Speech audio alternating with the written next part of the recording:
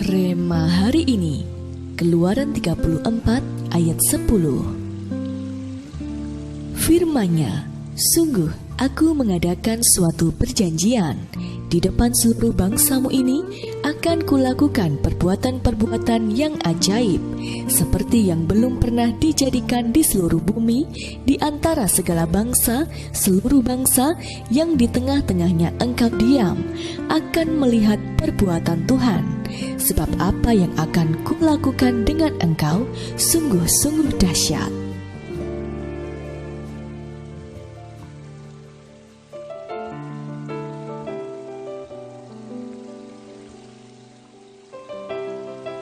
Suatu saat ada seorang anak Tuhan yang mengalami sakit yang cukup berat. Saat menyadari bahwa segala usaha penyembuhannya tak dapat lagi menolongnya, ia pun memutuskan bernasar dalam doanya kepada Tuhan.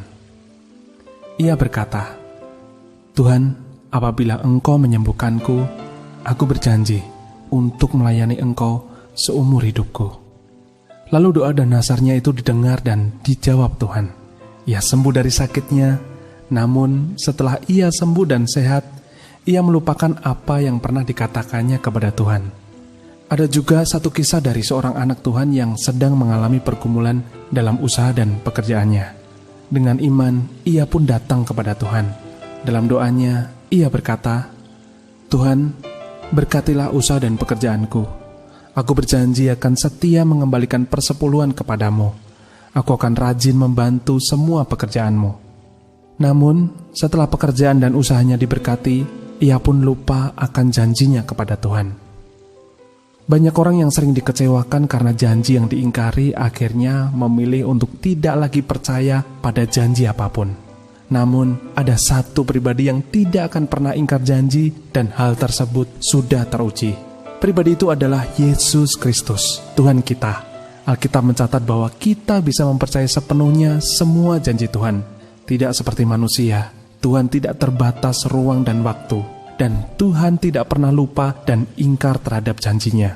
Tuhan pernah berjanji kepada Abraham bahwa keturunannya akan sebanyak pasir di laut, dan Dia menepatinya. Tuhan pun menjanjikan pembebasan bagi bangsa Israel yang diperbudak oleh Mesir, dan Dia menepatinya juga. Tidak secara kebetulan jika tahun lalu Tuhan juga mengadakan perjanjian dengan gereja kita dan juga kepada kita semua. Melalui rema yang Tuhan berikan dalam Keluaran 34 ayat 10, dengan jelas dikatakan bahwa Dia mengadakan perjanjian dengan kita, umatnya.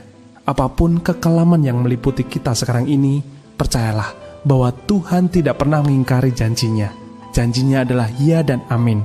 Tetaplah berpegang teguh pada janjinya hingga kita melihat pelangi kemuliaannya dinyatakan dalam hidup kita. Pernahkah Anda menerima janji dari Tuhan? Bagaimana sikap hati selama ini dalam menerima janji Tuhan dalam hidup kita? Apa komitmen Anda setelah membaca renungan pada hari ini?